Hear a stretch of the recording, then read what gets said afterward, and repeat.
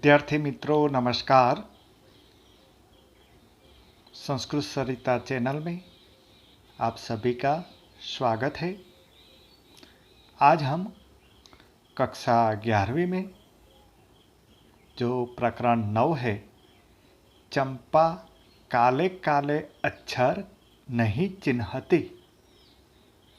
चंपा काले काले अक्षर नहीं चिन्हती जो पद्य है और उसका जो कवि है त्रिलोचन, उसका जन्म सन 1917 में और मृत्यु सन 2007 में हुआ था। त्रिलोचन जी प्रगतिशील काव्यधारा के कवि थे। उन्होंने काशी विश्वविद्यालय से एमए अंग्रेजी की एवं लाहौर से संस्कृत की डिग्री प्राप्त की।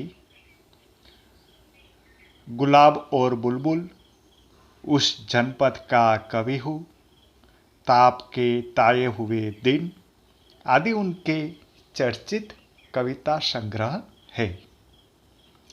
यहाँ संकलित कविता चंपा काले काले अक्षर नहीं चिन्हती में गांव की जो अनपढ़ लड़कियां है और सामान्य जन को नायकत्व प्रदान किया गया है। यहाँ शिक्षा की अहमियत को समझ लिया है। कवि गांव की छोटी और नटखट लड़की चंपा को पढ़ने के लिए प्रेरित करता है। चंपा के माध्यम से कवि ने गांव की तमाम स्त्रियों की मनोव्यथा का निरूपण किया है, जिनके पति पत्नियों को छोड़कर अर्थोपार्जन के लिए परदेश चले जाते हैं। अनपढ़ होने के कारण वे स्वयं ही चिट्ठी पत्री लिखकर उनके पास भेज नहीं सकती। यह कविता स्त्री शिक्षा पर भी भार देती है। चंपा सिर्फ चंपा नहीं है, यह आज की समग्र ग्रामीण नारी चेतना का प्रतीक है। आइए हम देखते हैं कि त्रिलोचन जी ने चंपा काले काले अक्षर नहीं चिन्हती काव्य के माध्यम से हमें क्या कहना चाहते हैं। चंपा काले काले अक्षर नहीं चिन्हती, मैं जब पढ़ने लगता हूँ वह आ जाती है, खड़ी खड़ी चुपचाप सुना करती है। उसे बड़ा अचरज होता है, इन काले चिन्हों से कैसे ये सब स्वर निकला करते हैं। यह चंपा एक ग्रामीण लड़की है। जब कवि त्रिलोचन जी पढ़ने लगता है तब वह आ जाती है। उसे पढ़ना नहीं आता, वह खड़ी खड़ी चुपचाप जो कवि है बोलते हैं उसे सुना करते हैं। उसे बड़ा ताज्जुब होता है, बड़ा आश्चर्य अचरज होता है कि इन काले काले चिन्हों से ये सब स्वर, ये आवाज़ कैसे निकला करते हैं। उसे बड़ा आश्चर्य होता है। आगे, चंपा सुंदर की लड़की है, सुंदर ग्वाला है, गाय भैंसे रखता है। चंपा चौपायों को लेकर चरवाही करने जाती है। चंपा अच्छी है, चंचल है, नटखट भी है। यहाँ चंपा कौन है उसका परिचय दिया गया है। तो चंपा जो है वह सुंदर नाम का एक ग्वाला है, उसकी लड़की है। वह ग्वाले की लड़की है और सुंदर ग्वाला जो है वो गाय भैंसे रखता है। तो चंपा क्या कार्य करती? तो चंपा वो चौपाइयों को लेकर वो गाय भैंस चार पैरों वाले पशुओं को लेकर चरवाहे करने जाती है। चंपा उसे लेकर चरवाहे करने के लिए निकल पड़ती है। चंपा बहुत अच्छी है, चंचल भी है और नटखट भी है। यह चंपा और उसका जो पिता है सुंदर ग्वाला, उसका परिचय दिया गया है। आगे, कभी कभी उद्यम करती है, कभी कभी वह कलम छिपा देती है। जैसे तैसे उसे ढूंढकर जब लाता हूँ, पाता हूँ अब कागज गायब है, परेशान फिर हो जाता हूँ। यहाँ कहा गया है कि चंपा चंचल भी है और नटखट भी है। वो कभी उद्यम करने लगती है, वो कभी शोरगुल मचा देती है। तो क्या करती है? तो जब लेखक कुछ लिखने के लिए बैठता है तो चंपा उसकी कलम छिपा देती है। जैसे तैसे कवि अपनी कलम ढूंढता है तो देखता है तो अब कागज गायब है। चंपा कागज को गायब कर देती है। फिर परेशान हो जाता है कवि। तो चंपा कभी कभी ऐसा उद्यम करती है, चंचल भी है, नटखट भी है। कभी त्रिलोचन की वो कलम छुपा देती है, कागज छिपा देती है। आगे, चंपा कहती है, तुम कागज ही गोदा करते हो दिन भर, क्या यह काम बहुत अच्छा है? यह सुनकर मैं हंस देता हूँ। फिर चंपा चुप हो जाती है। उस दिन चंपा आई, मैंने कहा कि चंपा तुम भी पढ़ लो, हारे गाढ़े काम सरेगा। आगे चंपा क्या करते हैं उसकी बात यहाँ कवि ने कही है। चंपा कहती है, तुम कागज ही गोदा करते हो दिन भर, कभी कुछ दिन भर कुछ लिखा करते हैं। उसे देखकर चंपा कहती है, तुम ये पूरे दिन क्या करते हो? कागज लिखा करते हो। कागज में गोदा करना है ना, लिखना, लिखते रहना। कागज ही लिखते रहते हो पूरे दिन, ये क्या काम करते हो तुम? क्या यह काम बहुत अच्छा है? उसको बड़ा ताज्जुब होता है, आश्चर्य होता है।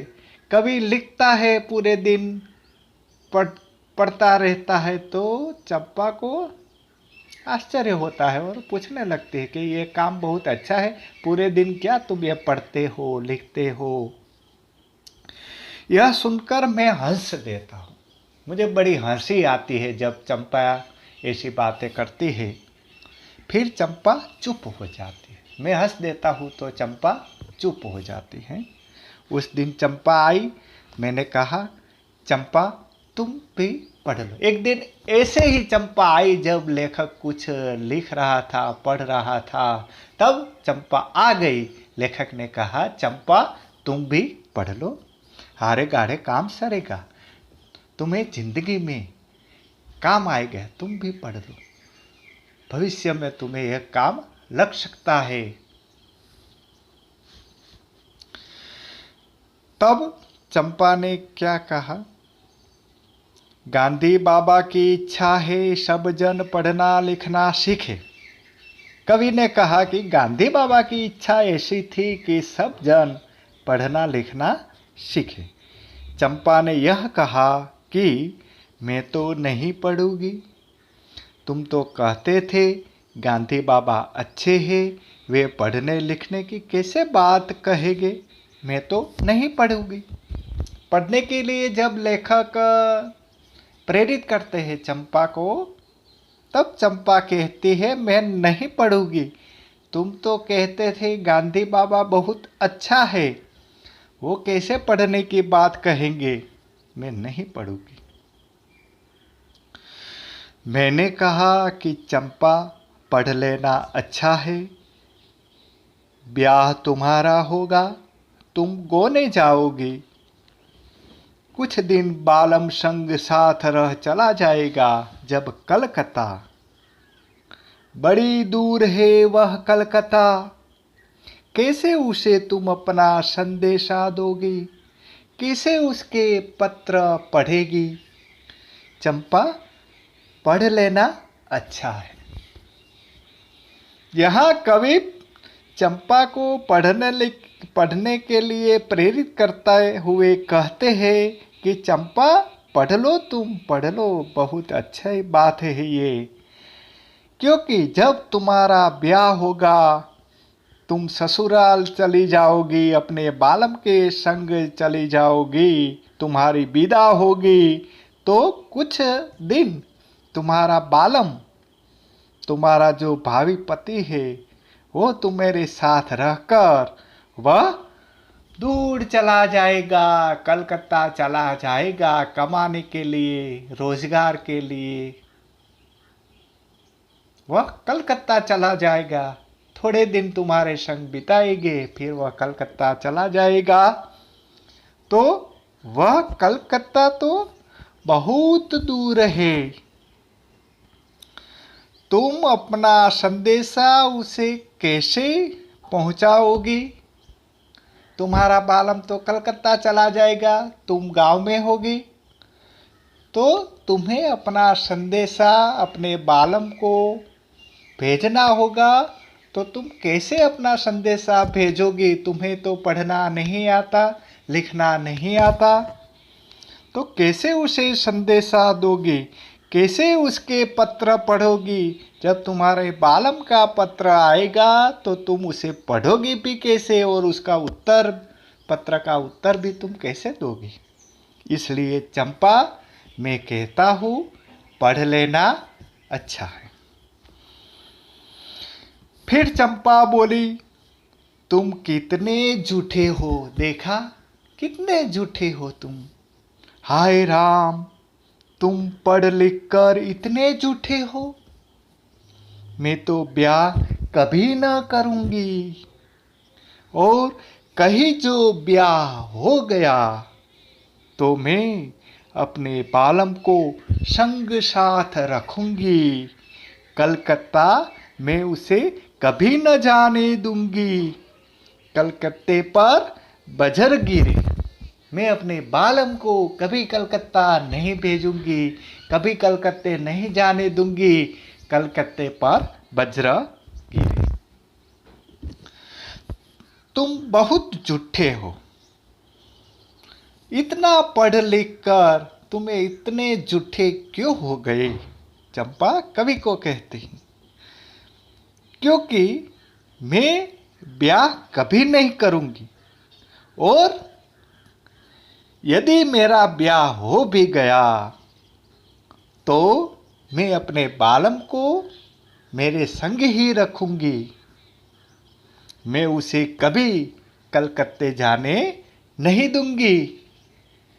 कलकत्ते पर वज्र गिरे, इसलिए मैं नहीं पढ़ूंगी। मेरी पढ़ने की इच्छा नहीं है। तुम कहते हो कि तुम्हारा बालम कुछ दिन तुम्हारे संग रहकर कलकत्ता चला जाएगा, तुम कैसे अपना संदेशा उसे भेजोगी। कलकत्ता तो बहुत दूर है, उसके जो पत्र आएंगे तुम कैसे पढ़ोगी, क्योंकि तुम्हें तो पढ़ना लिखना नहीं आता। इसलिए मैं कहता हूँ, तुम पढ़ लो, पढ़ना सीख लो। तब चंपा उत्तर देती है कि तुम कितने झूठे हो, मैं कभी ब्याह नहीं करूँगी। यदि मेरा ब्याह हो भी गया तो मैं अपने बालम को कलकत्ता नहीं जाने दूंगी। मैं हर हमेश अपने साथ उसे रखूंगी। कलकत्ते पर वज्र गिरे। तो इस तरह यहाँ त्रिलोचन कवि चंपा नामक ग्रामीण लड़की को पढ़ने के लिए प्रेरित करना चाहते हैं, और चंपा जो है वो गाँव की तमाम स्त्रियों की मनोव्यथा का निरूपण है। गांव की तमाम स्त्री जिनके पति पत्नियों को छोड़कर अर्थ उपार्जन के लिए परदेश चले जाते हैं तो अनपढ़ होने के कारण वे स्वयं ही अपने बालम को, अपने पति को चिट्ठी पत्र लिख नहीं सकती, अपना संदेशा भेज नहीं सकती। और यदि उसके पति का संदेशा आ भी गया, पत्र आ भी गया, तो अक्षर ज्ञान नहीं होने के कारण, अनपढ़ होने के कारण वह पत्र भी पढ़ नहीं सकती। तो इसलिए चंपा के माध्यम से यहाँ स्त्री शिक्षा पर कवि ने भार दिया है। चंपा सिर्फ चंपा नहीं है, यह आज की समग्र ग्रामीण नारी चेतना का प्रतीक है। तो आशा है विद्यार्थी मित्रों, आपको चंपा काले काले अक्षर नहीं चिन्हती इस पद्य की पूरी समझ आ गया होगा। इस पद्य में जो समझूती दी गई है, कवि क्या कहना चाहते हैं, आपको पूरी तरह समझ में आ गया होगा। अभी भी आपने संस्कृत सरिता चैनल को लाइक, शेयर और सब्सक्राइब न किया हो तो अवश्य लाइक, शेयर और सब्सक्राइब कीजिए। अस्तु। जय भारत, जय जय गरवी गुजरात।